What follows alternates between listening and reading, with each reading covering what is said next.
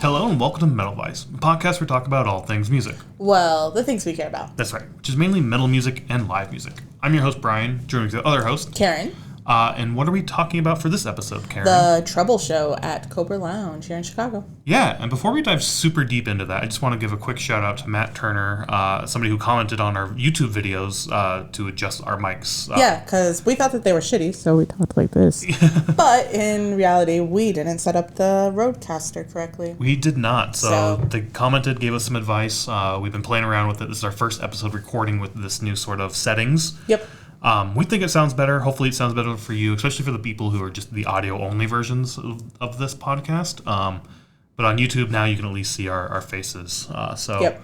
Thank you so much for reaching out and giving us the advice. So hopefully this helps some. Yes, thank you for the constructive criticism because it helped us figure our shit out after 2 years. Yeah, It's been a long fucking time. So yeah. We were just like, oh no, our mics are so shitty. Yeah, like we need to buy new ones, and I'm glad we did it now. Yeah, we're gonna get like those $400 Rode ones or something that everybody seems to use. That's what everybody uses. Bought these ones because we thought they were cool. They were used when we bought them, but like fuck it, whatever. They still got to be good. Anyways. Yeah, it's just learning how to use your fucking shit and not being lazy to do it. So yep. Saved us some money, so now we can spend that to go buy System of a Down tickets instead of $400 per mic type bullshit. Yeah. Because System of a Down tickets are fucking crazy. But that's a conversation for another time. This one, as you said, is about the Trouble Show we saw here at Cobra Lounge. Yes. Our second sold out show at Cobra. Was Poison the Welsh sold out? I think we had that discussion. Yeah, I can't remember if that one was sold out. I think it was sold out. It was a two nights. They were there back to back. We went to the second night. I don't know if the second night was sold out. I think the first night was. Yeah, I just remember if it wasn't sold out, it was very, very close because I remember people standing in like the doorway and. Yeah, it's a small venue. Yeah, like it's a tiny venue. Yeah. We should do a 666 on this venue. We've been trying to do that more often, but it's a hole in the wall. It holds maybe 300 people at most. 300, yeah, maybe. 350. Really cool spot though. I do like the venue. Very, as I said, a bunch small, very intimate. Really, really cool spot, but it does get pretty cramped in there easily and very quick. This was also in like January, the end of January that we saw this show. Our first show last year, Poison the Well, was also in January. I think like January 13th. Cold as shit night that night, and cold as shit night this night as well. Yes. That we saw this. I think we were in an Arctic freeze or polar vortex or some bullshit both times as well. Yeah. It's warm in the venue, but It is, but there's that side door next to the stage that gets open as the bands take their shit in and out. And that got kind of cold. But it was really nice when it did open because it got really hot because there's no coat check, so we're wearing our coats. So having that air come in to like cool us down a little bit was definitely nice as well. Yeah, but you're right. After Mother of Graves, it was open for a little bit longer, so it got a little chilly. Yeah, and speaking of Mother of Graves, they were the second on the bill. So it was Trouble, Mothers of Graves, and Fer de Lance. Fer de Lance. Ferdelance.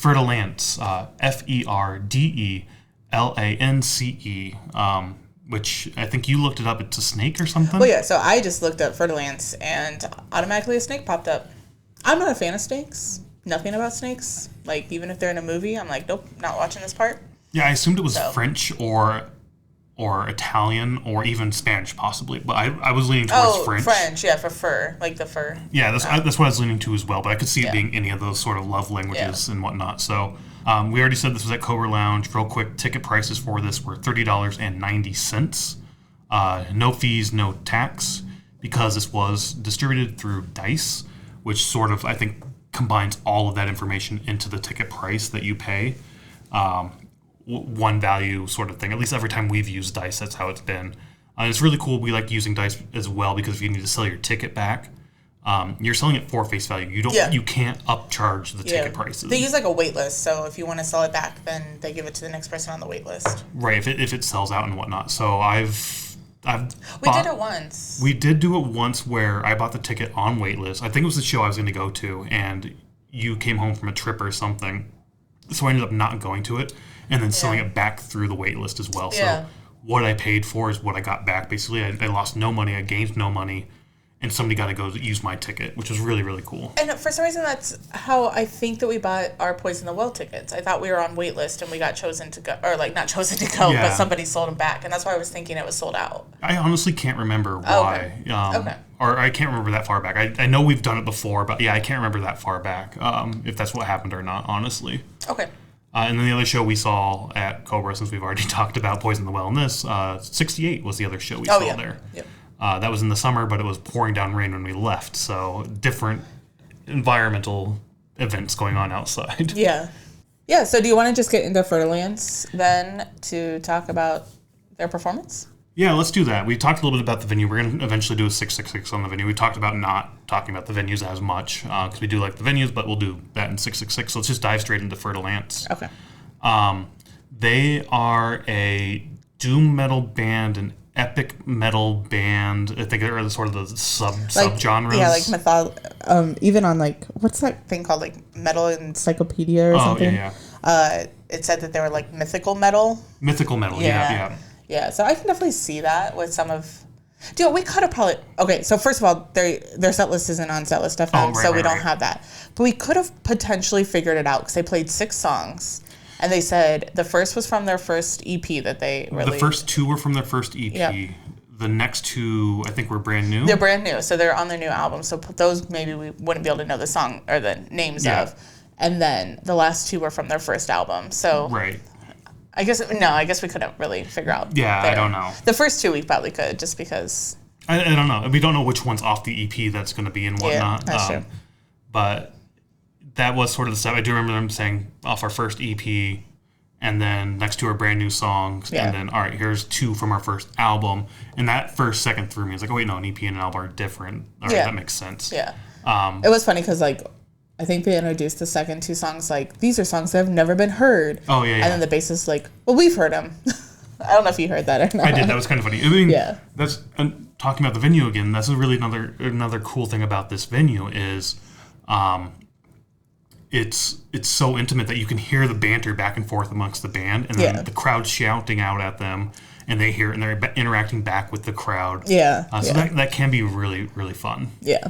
But I listened to them today again. Yeah, I didn't. So it's only been 2 days since the show, so it hasn't been that long. It hasn't been that long. I kind of forgot about their set a little bit, their music, until I started listening to it, and then it all came rushing back to me because during their performance, I was sitting there like, I get a lot of Maiden vibes. I get a lot of Iron Maiden sort of heavy vibes from them. Like their sound, sort of the epicness of the songs. Iron Maiden's really known for that, like these super long sort of epic-y type songs. Yeah, they are long songs because they played 6 songs in 40 minutes, and like almost every single one's like 7 or 8 minutes long. Yeah.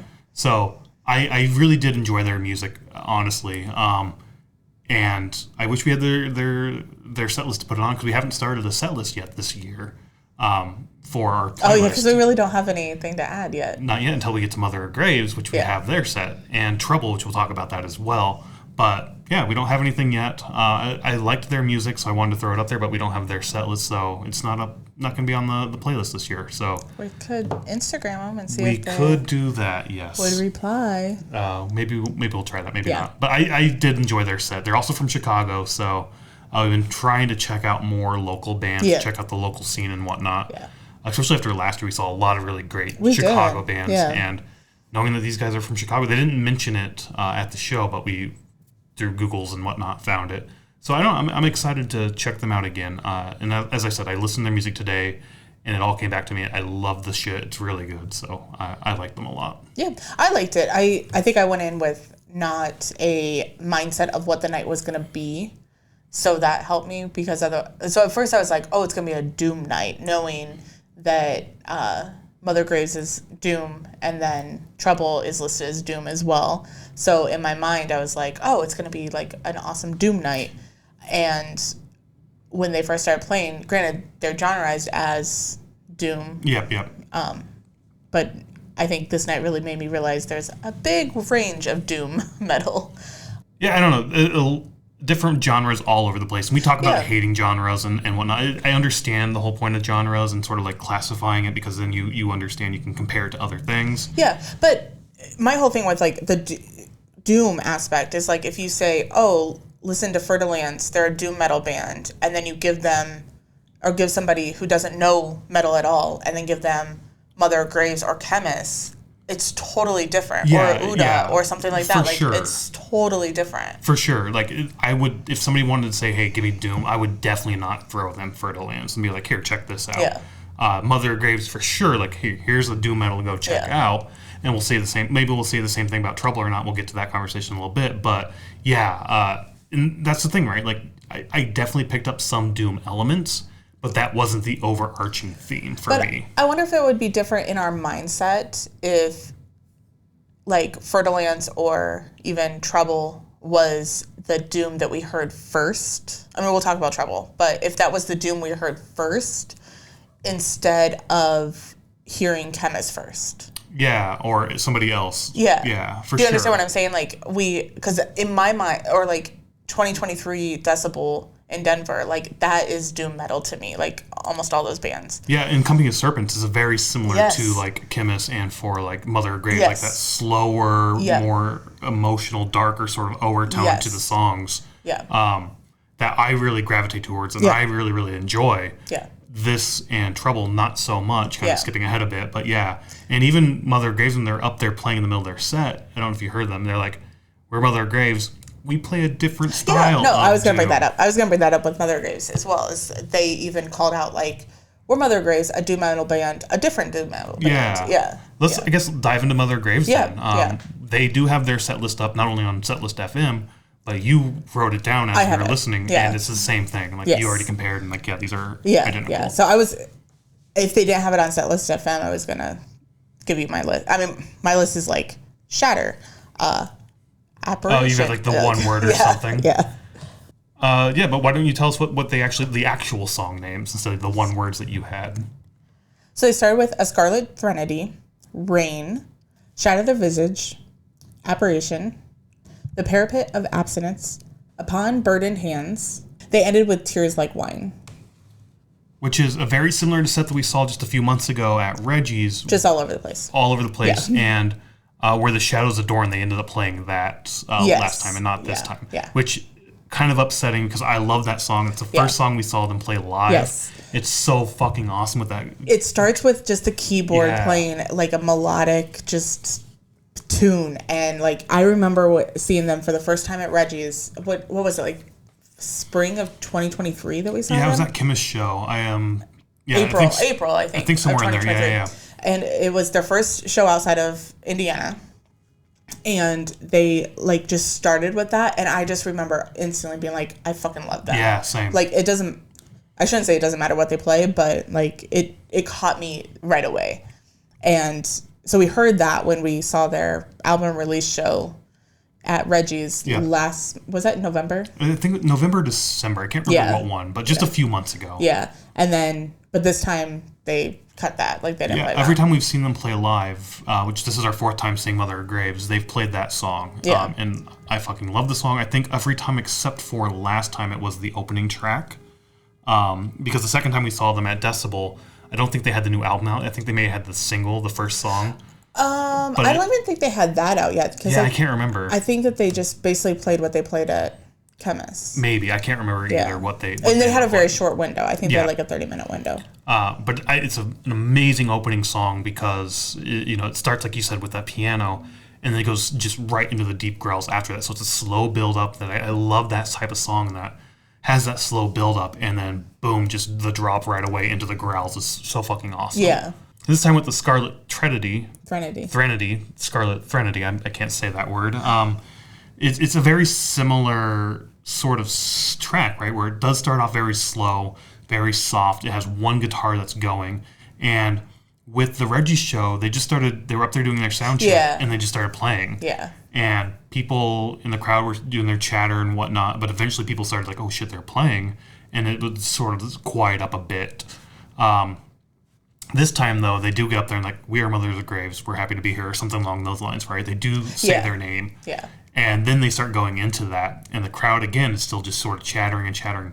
They don't really stop talking, though, until like the drop finally comes in. Yeah, which this is very long. Like, I think I even looked on Spotify this morning, and it's like 2 minutes or 3 minutes that they... Oh, just the intro? The intro. Well, yeah, like the guitar, and there's a little bit of cymbal, like... The cymbals do start to come in a little bit. Yeah, a little bit. And then the growls come in and it like starts.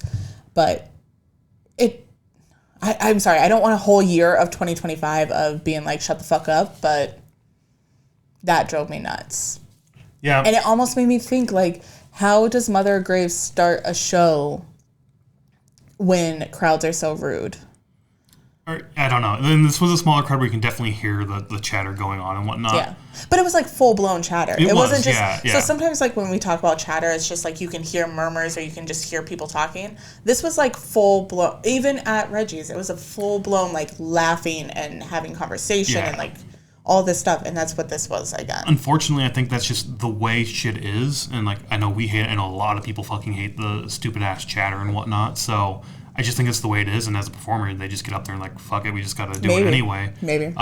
As an audience member, I fucking hate it for sure. Yeah. It's like, shut the fuck up. They're playing. Like, I want to hear the track. I'm here to see the track. Yeah. I'm here to see them perform. I'm not here to listen to you talk about your fucking day and bullshit. So. Right. And for us, we went to the show because of Mother of Graves. That was the reason we were there. Right. That's how we found out about it. That's why we were there. I was like, oh, Mother of Graves is coming back. We're going to the show, sort of thing. Where other people, most of the crowd was there for Trouble. So if you don't know Mother Graves' music and how it does start and everything, then maybe you don't know that they're starting. But like when somebody in the band, it doesn't have to be the vocalist, but when somebody, kind of starts and says like, hey, we're such and such from such and such, like pretty much they're starting. Yeah, so. I mean, I get that for sure, and I agree, but I don't know. I mean, I can still see why people would have been like, oh, they're still doing sound check or something like that. Yeah. Like that could have easily been like, we're Mother of Graves, we're doing sound check, blah, blah, blah. You know, like I could see that as like an excuse, but throughout the set, during the quieter moments, there definitely was chatter going on. More chatter, yeah. And again, I hate that because that's the point of the song is that slower, melodic middle bits, right? Like it's supposed to be, building up sort of emotion and building depth and I don't know, that's part of the song and part of the reason I like it, and I want to see it live. I don't want to just listen at fucking home. I want to see the band play. I want to support the band by going to see them play. But yeah, it is very frustrating, especially, and it's all music, not just metal, but it's like it's all of the time when you get to those slower sort of moments in the middle of the tracks that people just sort of like they think it's conversation. It's like the conversation part of the song. Yeah, they get bored and don't know how to, shut their mouths. So that was a little frustrating. It didn't bother me as much this night, honestly, as it has in the past. I was going to say the same thing. So at first, during A Scarlet Threnody, I did get like, I almost wanted to just be like, shut the fuck up. Like, they're playing. But I just kind of, by the middle of their set, I just kind of, I don't want to say like tuned it out, but I kind of tuned it out. I was just like, whatever, like Yeah, sometimes I can tune it out and sometimes I can't. I know. And when I can't, it's really, really frustrating. I think the difference for me is depending on where the conversation is around us. Yeah. Like if it's like the little murmur, I can kind of tune that out. But like if the person right next to us is talking, then I'm like, I can't deal with that. I do find the closer you get to the stage, and we were pretty close to the stage, maybe like one or two back from the rail. 2 rows back, yeah. Rail. There is no rail. There is no rail, but so from the stage. I do, but typically though, I do find that the closer you get to the stage, the fewer chatter things there are. If you're next to a pit as well, there's fewer chatter there's not around chatter. the pit. Yeah. There are sometimes chatter around the pit and whatnot, but for the most part, like the pit's sort of doing its pit thing, right? Yeah. It's not people having conversations like, like, what'd you get to drink today? What blah, blah, blah. It will happen from time to time, but typically not. And I mean, I love being around the pit to begin with. I don't go into the pit. I fucking love being around it though, because it's just fun. It's good energy, good vibe, and whatnot. There were no pits this night. No. Typically, there really isn't for Doom. No, not really. I think Chemist had one at the end of their show. Chemist has had a few. I mean, you go to Decibel, you have pits, but like that's just I think people doing pit things. The genre. So. Pit things. Yeah. I think it's just the show. I said genre, but I meant show. It's just like the type of people that are at the show. Yeah. So.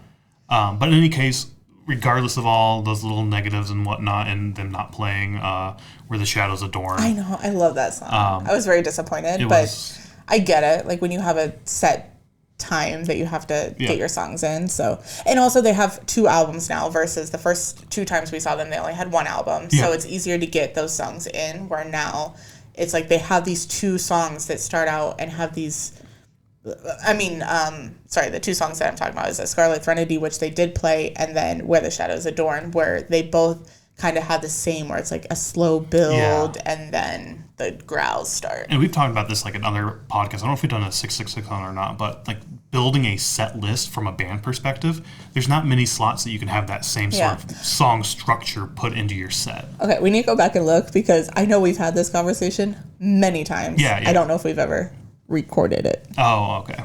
You know what I mean? Yeah. Well, like, or we've had it during a show. Yeah, that's and what I'm not saying. necessarily like an isolated thing. No, exactly. That's why I'm saying maybe we need to do a 666 on it as well, because it is something that comes up a lot, especially when we start talking about shit, right? That the structure of a set is, to me, it's very, not unique, it's very interesting to see how a band structures a set where you put songs. Those songs make perfect sense for me to start off the set where you're slowly building up and then you do the drop.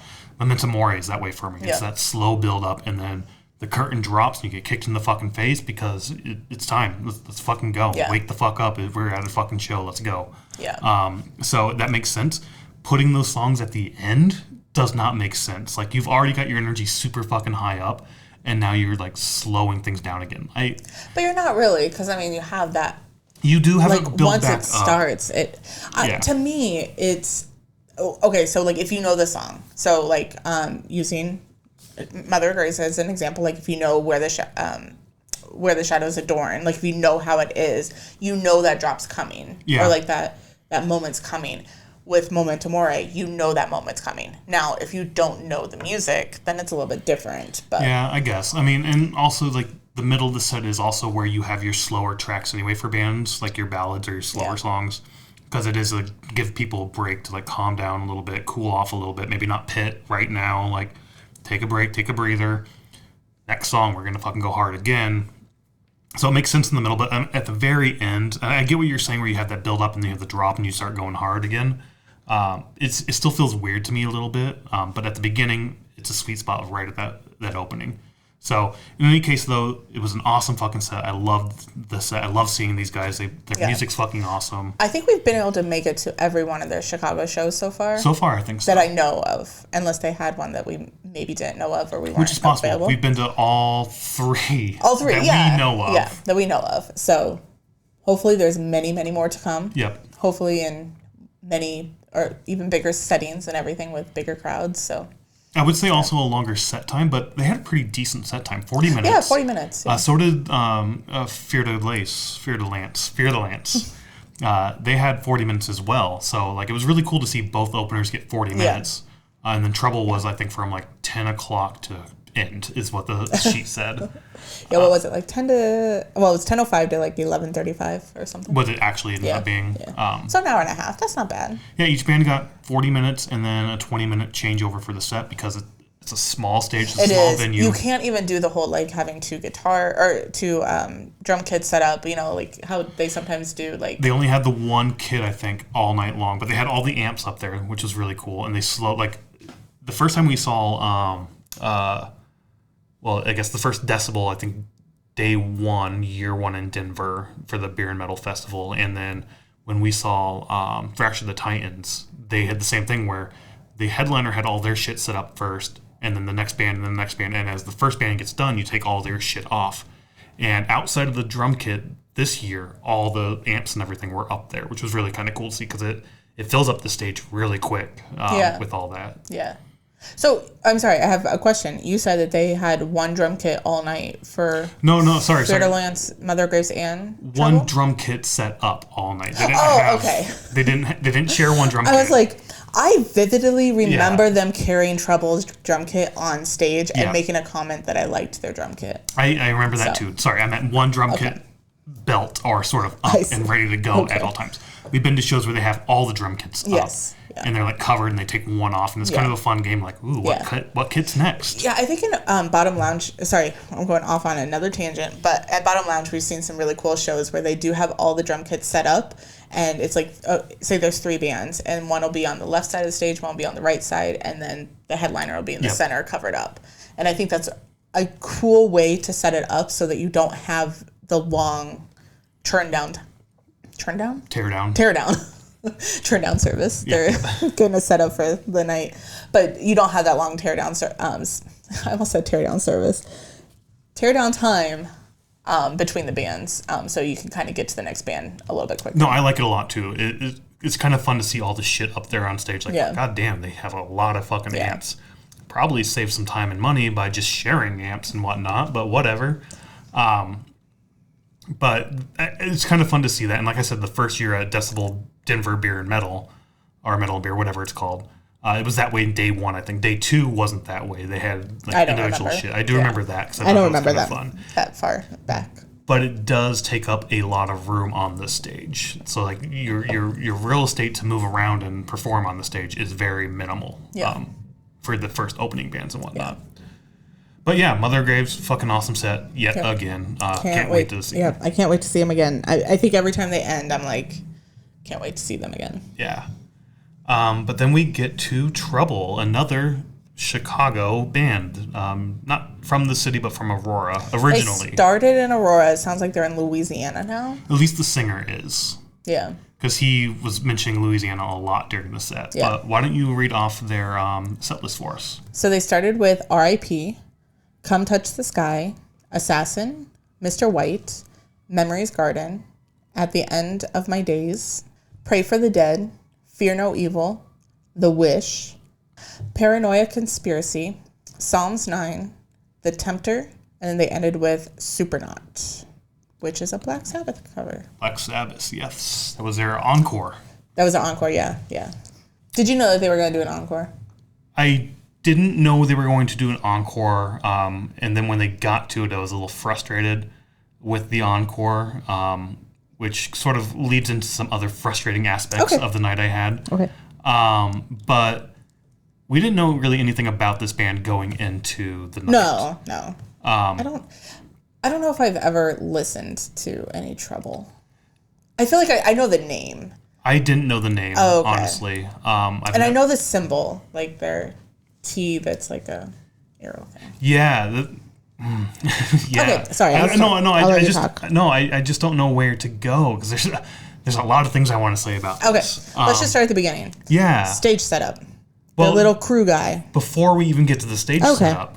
But you texted me and I kind of looked at the text. I didn't read it completely, but then after, I think it was during Fer de Lance, right? Fer de Lance, yeah. I keep fucking up that name. I don't know why. I want to say Lace. Fer de Lance. It's your dyslexia. I think so. But in any case, I think it was like right before their set or in the middle of their set, you text me like, Trouble is a Christian metal band that uses Bible passages as their lyrics. Yeah, that was from Wikipedia. Okay. From what I have seen in reading 2 songs of their lyrics, it's true. Okay. I mean, granted, maybe not all of it, but definitely their first 2 albums. Definitely early on. Yes. Gotcha. Yeah, so... And somebody called them, like, white metal? Yeah, so what was it? Metal Blade called them white metal, and there was a little... So it was like a little blurb thing. I guess there was an article in the 80s that was... So they started in 1981. Yeah, they've been around forever. They're one of the big 4 of doom metal. That's the other thing. They are classified as doom metal. Yes. Which, in my mind... Maybe in the 80s, this would be... I did see some doom elements to their songs. I got the same thing. I got doom elements for sure. But then I also got thrash. I got a lot of thrash, yeah. And then I got a lot of 80s hair metal. I did too. I think it was like their second or third song. And I was like, this is a Motley Crue riff, isn't it? Like, I swear to God, this is a Motley Crue riff. Like, you just ripped off Motley Crue, right? So... all night I was like kind of going back and forth because I was like, I can hear the 80s vibe of it and like with the 80s hair metal and the thrash sound and like just that sound. I have this connotation of the sound of the 80s. Like if you listen to like Anthrax or Exodus or something like that, like to me that's the 80s quintessential sound. 80s sound. Or like you said, metal. Motley Crue. Yeah, like you brought up Motley Crue. Like that sound to me is like the 80s sound. I could be completely wrong. I didn't listen to any of this music until 2025. What do you mean this music? Not 2025. 2005. Any metal. Oh, I got you. I see what you're saying. I didn't listen to any metal till 2005. Sorry, I said 2025, but 2005.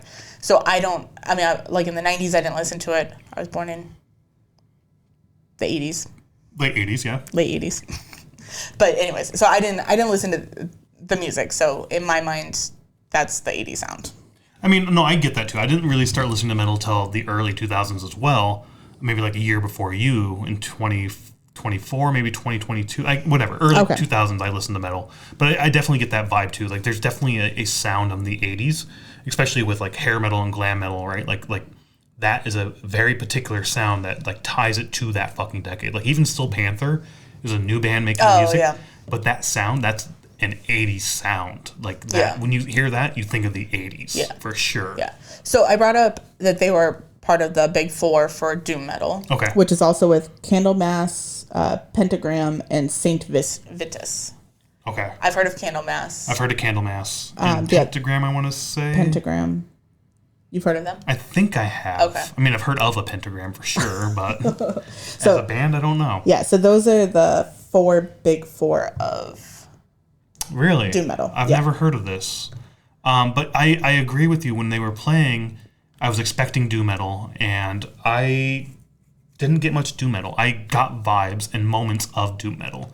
But overall, I would not classify this as doom.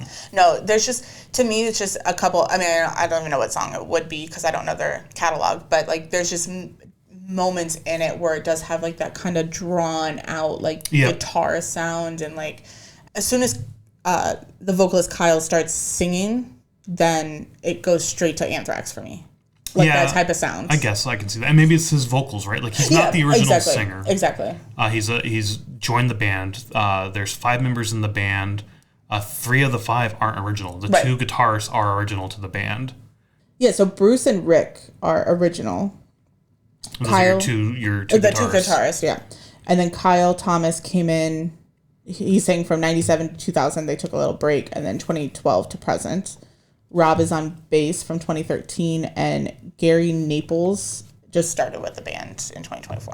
The drummer. Yeah, they mentioned that. Yeah, and they said like, hey, you know, the 3 of us, we came in this band as fans, and that's why we're in here. Yep. Which is really, really cool. It's really cool to see that, right? And we've talked about this too. Like you don't. It's very rare that you see a band stick together for a long time. You'll have people come in and out and whatnot. So, no issues there, no qualms there. It's the industry. It's what happens, right? Yeah. But maybe that also helps, like the vocalists changing. Like we mentioned that with Exodus, they've had like 14 different singers. So like all the songs, like they're all over the place with different styles and different ways to sing. Right. So getting somebody who can hit all of those different notes and all of those different styles is really, really hard. And that's the first time we listened to Exodus. That was like one of our biggest complaints of like, this song just felt so different than that song.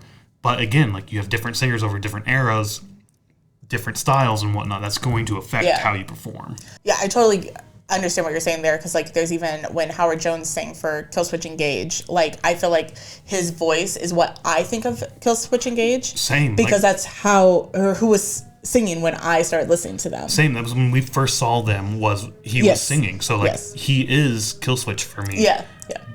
All right, so one shitty thing about this new setup with the mics, they're probably actually picking up the sirens now that go by non-fucking stop. And in the summer, when the motorcycle gang goes out around, which is like 60 fucking motorcycles and 12 four-wheelers driving down the street, we're going to pick those up as well. Yeah, but Yay. But I think what I was saying was Killswitch. We're talking about Howard Jones and Killswitch, and like that's who we saw singing. He was the first. Like that was my introduction to Killswitch, was his songs, and like I know Jesse Leach, I think was the first member, right? Yeah, and he's back with them.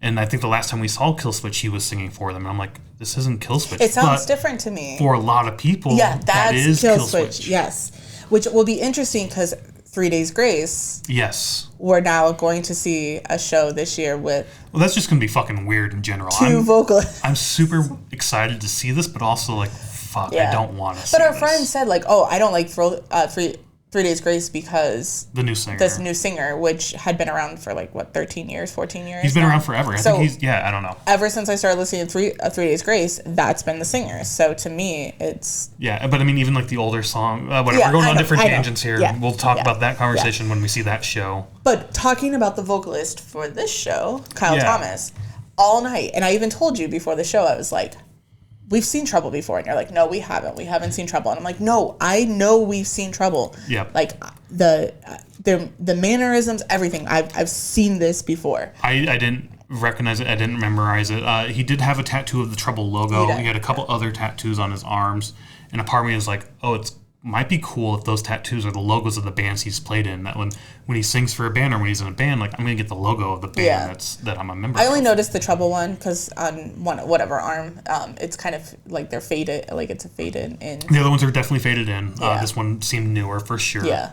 You mentioned their logo a little earlier. Going back to that, knowing that they are a Christian, a Catholic. The members grew up Catholic, I think, right? Yep. Out in Aurora, Chicago, or not Chicago, out in Aurora. Aurora, Chicago. Yeah. That's a good way to put it. Naperville, Chicago. Yes. They, like, the symbol looks to me like a cross, like a crucifix, and those little upward things, those are nails being hammered into the cross. Are you serious? In my head, that's the image I got when I saw that. And so, like, I definitely get, like, the Christian influence and the Catholic influence from just the symbol alone. I got the cross. I'm pulling it up now on my phone. But it's also a T, so I'm like, all right. And then you see those like little things going up, like, oh, are those old school nails that are like being hammered into the top of the cross to cut off the top of the cross? But that's sort of that's the vibe I got from the symbol itself. After knowing they were a Christian band. I see they could be nails. Okay, so anyways, I was going to say about Kyle Thomas that he's also the vocalist for Exhorder, and that's where I saw him. Anyways, that seems like it doesn't fit now, but I had to finish my thought. So I'm wondering, I kind of kept going back and forth on like trying to listen to the lyrics, and finally I just stopped listening to the lyrics because I was just like, I'm not going to enjoy this if I keep listening to the lyrics. I think during the Tempter, so either Psalms 9 or the Tempter, I started listening to the lyrics again, and that's when I was like, I don't know. I was almost ready to be like, I'm done with this sort of thing. But if I didn't look up who they were between Fer de Lance and Mother of Grace, I'm wondering if I would have had the same thought. I definitely would not, honestly. And I was going to bring that up at the end of this, but we'll talk about it now. I definitely had a negative view of their performance, knowing that they were heavily Christian and heavily like a Christian metal band. Are Catholics Christian? Yeah. Okay. Catholics are Christians. I don't know if Catholics would consider themselves Christians, or if they would be like, I'm Catholic. Whatever. It's still under the same branch. Religious. They're religious. Whatever. I mean, I don't know. I'm just saying that. I don't know if they would consider themselves Christian. No, for me, knowing they were a Catholic band and that their lyrics, at least early on, and I don't know their newer stuff or anything like that, but at least knowing that their early on albums were heavily influenced or just basically, Bible verses thrown into music. And I think you also told me, like, you were reading something of, like, they didn't want to associate metal with, like, the satanic imagery and the satanic whatnot. Yeah, so I think that was part of the Metal Blade comment, or Metal Blade Records comment, was that they called them white metal. And they were like, well, we understand that in the 80s, black metal was like satanic and stuff like that, but we don't associate that's with where that. the white metal comes from. Yeah. Calling it black metal was satanic, and then white metal. I've never heard the term white metal. No, I don't think it is a term. I think it was just what Metal Blade called them because they were Catholic or more religious based. Yeah, and in any case, though, like, I would not have picked up on all of that from the show alone, not because I don't know Bible, I don't know about the Bible that I haven't read it or anything like that, but because I don't gravitate toward the lyrics. I gravitate toward the music, and after like 4 or 5 listens, then I'll start picking up on the lyrics and whatnot. But knowing that background going into the performance definitely put them in a negative light for me going into it, which is really a shame because I actually really, really enjoyed the music. I really enjoyed the musical talent and skills they had, but knowing that sort of like, we don't like Satan. Satan's evil. And it's like, metal's not all about Satan. Like, there's very, very few bands out there that are very satanic. Like, maybe Behemoth. Maybe you can point to Behemoth. Well, I was, Not maybe. Yeah. Point to Behemoth. Or, Cradle of Filth or something like that. Like, black metal for sure. Black metal, yeah. But the vast majority of metal, I would say, is not satanic. No, I would agree with that too. I think, especially in the 80s, with metal being the satanic panic, and or like the satanic panic was happening, and like metal was. Do you want to wait a little bit for the train to go by? But I can understand with the 80s and the satanic panic and everything that was happening was it the 80s and 90s? Yeah, it was, but I still hate that because it's like you're just perpetuating that sort of stereotype that metal is evil and satanic. True. And it's like, that's true. Fuck you, it's not. If you're saying we're not associating with that, then it's but we're still going to be metal. It's like, fuck you, asshole. How can you shit on it and still be a part of it? Like, that to me is like a big slap in my face. It's like, fuck you, asshole. Now, granted, this is from Wikipedia. I don't have the exact article. Right.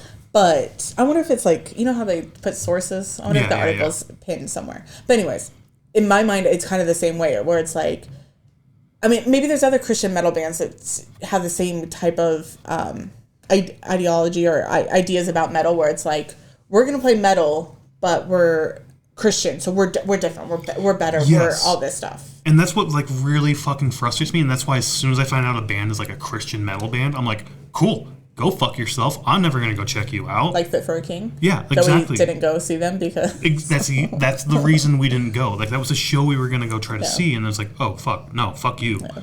And, like, to me, that's off-putting because I don't view myself as satanic, and it's like... And it's like, I like metal. And here you are like, well, metal's evil, but we're good. And it's like, fuck you. Metal is not evil. Right. Like, it's... I feel like you're attacking me for something I am not, but simply because I like something. Like, I don't know, it's really fucking frustrating. It's fake. It's not fucking real. Well, except for a few black metal bands who did kill a bunch of motherfuckers. Like, those are out there, but it's not because of metal, it's because they're fucked up people, right? Yeah. Like, you have fucked up people who are Christians. So, like... More fucked up people that are Christian than in a metal band or listen to metal. Yeah, so, like, that's why, like, as soon as I hear this, I'm, like, turned off, which is a shame because, again, I honestly thought Trouble's music was really, really good. Yeah, I liked it as well. I liked their musical aspects of their songs, like the instrumentals and stuff like that. I liked that, and... I think it was the thrashy 80s sound that I picked up on that I was like, oh, I enjoy this. It's a good show. But there was some aspects of the band that I didn't like. Yeah. Like the pretentious fucking guy that like kept getting on the stage to like... All right, so let's talk about that real quick. Yes, you're from the 80s. You're one of the big four of doom metal, blah, blah, blah, blah, blah. You have one little crew member guy who... All right, so... Was his name Larry? I don't know. It's not one member, though, either. So this was something that... What do you mean? Oh, you mean the bassist guy? Yeah, there were a lot of people in the crew for them. And I don't know if this would have pissed me off as much if I wasn't already sort of in that sort of mindset of fuck you. Okay. Right? But they had a lot of people up on stage, tearing, like, a lot of roadies coming up and techs coming up and putting the drum kit together, moving amps and shit. There were a lot of people up there going up and down the stage. There was one main guy who was jumping all over the place, adjusting mics, adjusting the... Yeah, 5 minutes late. Yep, I remember that. Adjusting everything. In my mind, if you have all these people, or if you even have like a guitarist, why is one person testing the guitars when you can just get up there and test your own guitar? I agree with that. You're that. not that big of a band. That was in my head too. You're not Metallica. You're not... a big band. That was in my head too. I was like, I get you've been around forever.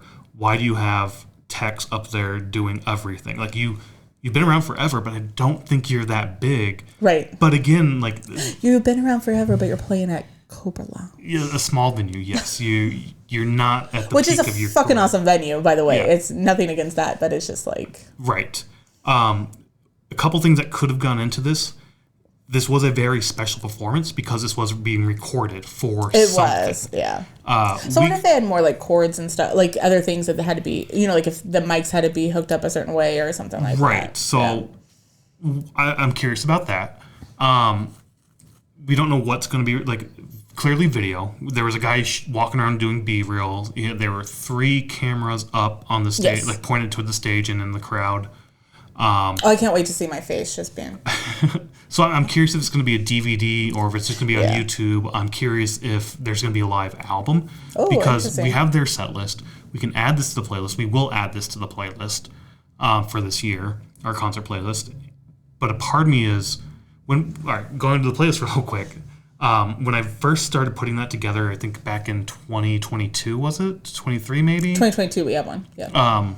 But 2022 only had bands that we liked. Now it's not more openers and all that stuff. Now it's But everything. even when I would go through the set list, same concept. The songs they play, you put on. If you see them again, only net new songs get put on. But if they had a live version, I would put that on. Eventually, I gave that up. I don't give a shit if it's live or not. Just put the album. If this becomes a live album, I will put that entire album on there because we were there for that. Oh, okay. This is our first and only time we've been to a show where it was recorded for either a DVD or we don't know what they were recording for. They did mention we're recording live. Yeah.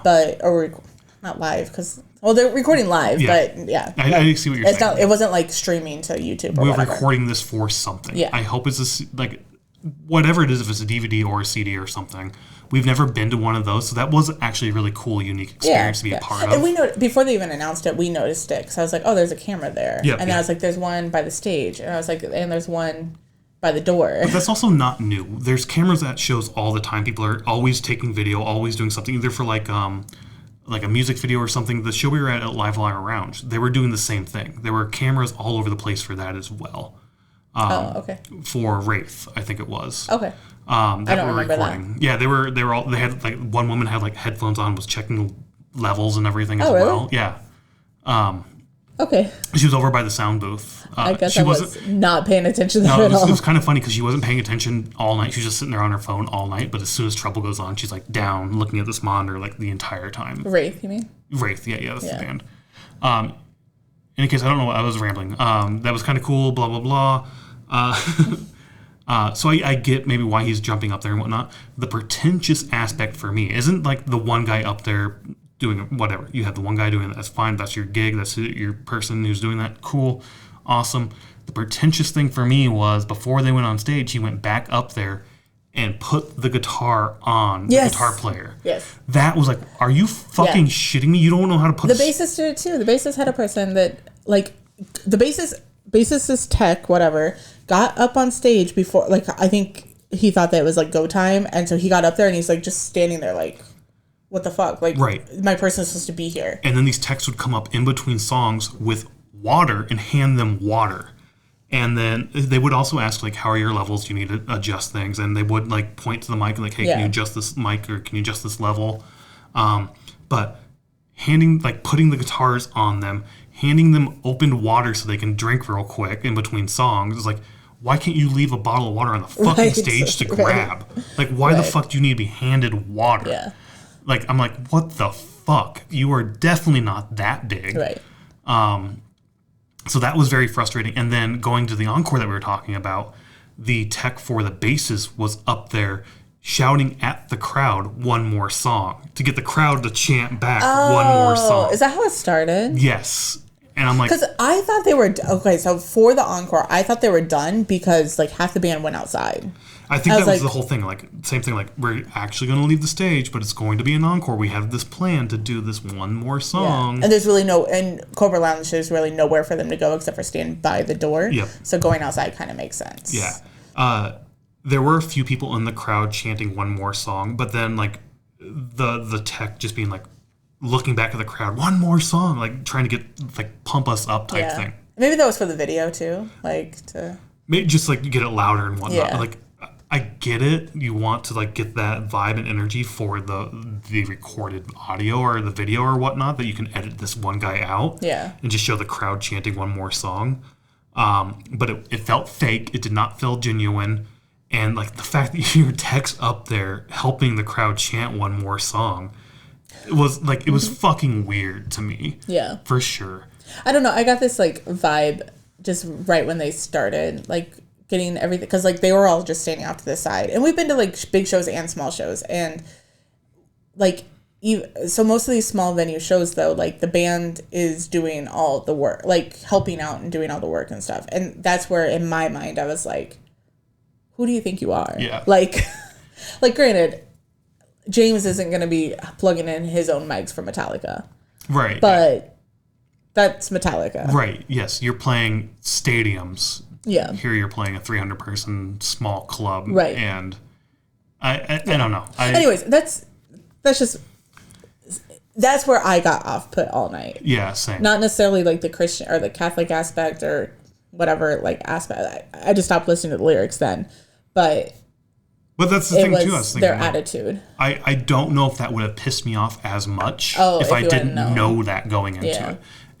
If I didn't know that going into it, I'd just been like, that's kind of funny. That's kind of like, for real, Ashley. Like, I wouldn't be as pissed about it. I would still call you out on it. I'd still be like, are you shitting me? You can't pick up a water bottle? It's like, stick it on your mic or something, or your amp or something. Like, fuck, come on, dude. Now it's more of like, fuck you. Like, that's sort of like the attitude goes from like, I'm disappointed in you to more of like, hey, go fuck yourself type thing, right? I wonder where else, or like how much they play. I don't know. They are going to be at Milwaukee Metal Fest. They are.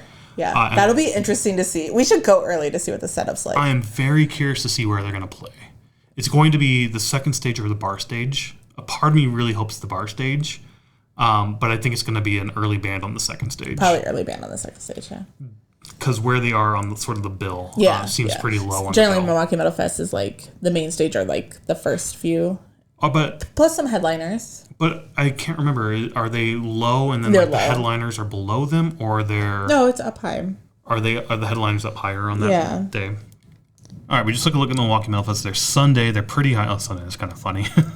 They're pretty high. I hope they don't go to church in the morning. They're either going to be... They're going to be on the second stage, I think. Yeah. I think they're going to be... I think, is Sacred Reich the headliner of the second stage? Maybe. I don't know. We don't know where they're going to be. We don't know. But the Squire, Arch Enemy, Dillinger Escape, those are probably the three on the main. Dillinger might be on the main stage. Dillinger definitely is on the main. Yeah. Arch Enemy might be on the second stage. They might fill that In Flames spot. Yep. Oh, that's I wanted them to be on the main stage. So they're either going to be, just before Arch Enemy, or they're going to be like the headliner on the bar stage. Headliner. I kind of think it'd be funny on the bar stage. Yeah, that would be funny. But I definitely want to check out their set to see if they still have all the crew bouncing around and whatnot, especially that one guy bouncing around. Again, I don't know if it's because of the video or the live recording, or if it's just he's always bouncing around and doing that, and they're just the band is just used to the guy doing that type thing. Yeah. I mean, it's cool. It's whatever. I mean. Yeah. Whatever. I mean, again, all in all, I really, really did enjoy the music. I did too, yeah. But knowing what I knew going into it definitely put it in a negative light for me, and it made my experience a little less enjoyable for sure. I'm sorry for looking up who they were in between. It's fine. I do like going in not knowing anything about the bands. We talked about this, about listening to the band ahead of time. Like, we talked about possibly doing that this year, and I've started to do it. There's been a few bands. Did you listen to Trouble, though? I did not, no. But there's been a few bands this year that I know we're going to go see a show that we've never seen live. Necrogoblicon, one of them, also at Milwaukee Metal Fest, that I fucking love now. That's going to be like your top favorite band at the end of the year. It is. It definitely is. I fucking love those guys. Like, I can't wait to see them at Milwaukee Metal Fest. It's going to be so much fun. But I don't know if I would have gone that deep. Again, I would not have known the lyrics. There was one song outside of the Motley Crue ripoff, but there was one song that had like a call and repeat aspect. It did, yeah. It's like Fear Nothing or Fear. I swear it said Fear. I don't know what the call and repeat was, but like the call and repeat shit, I do catch on to that pretty quick. I do really love that, like crowd interaction. Yeah. But even if I checked out Trouble ahead of time, I still would not have gotten the religious aspect. Yeah. Like, so there was.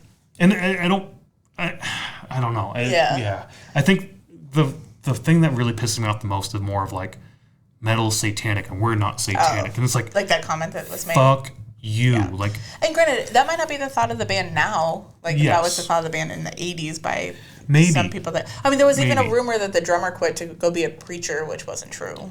But...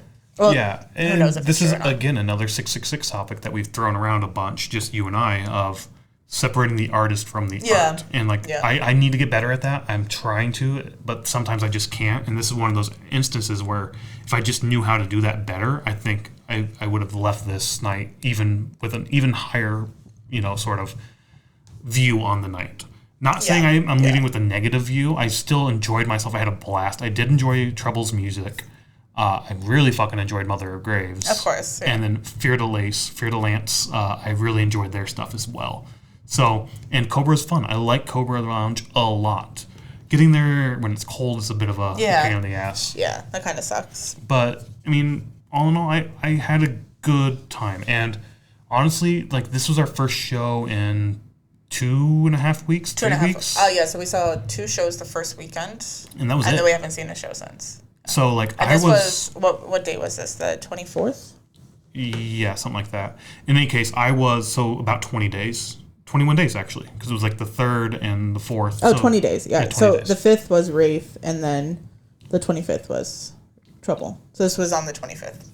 January 25th. Yeah, in any case, what I'm trying to say is, like, I was definitely itching for a show. You were, I was definitely in, like, yeah. a headspace of negativity and just, not depression, but I was... seasonal depression, I guess. Like, I was in that headspace. It's that winter aspect of, like, we don't do much in January and February anyways. And it's cold as shit. Like, so I was itching to get the fuck out, and I'm glad we did. Yeah. So I'm super fucking happy we went here. And, yeah, I don't know. The thing that I kept going back to is it was only $30. It was only $30. Like, I just kept going back to that. And really, honestly, the ticket was probably only, like, $20, and then Dice just rolls all the fees into it. All the fees and tax. Yeah. And so I was just like, it's cheapish entertainment. So it wasn't that bad, honestly. It really was a pretty decently priced show for what you got. And that's something we really don't talk about that often unless it's like egregious, like the Ghost show where it was fucking insane. And if we end up going to the System of a Down show, I'm sure we'll talk about it there. Metallica prices for one show. Not even, like, higher. Yeah, it's fucking bullshit. Yeah. Anyway, whatever. Different discussion, different time.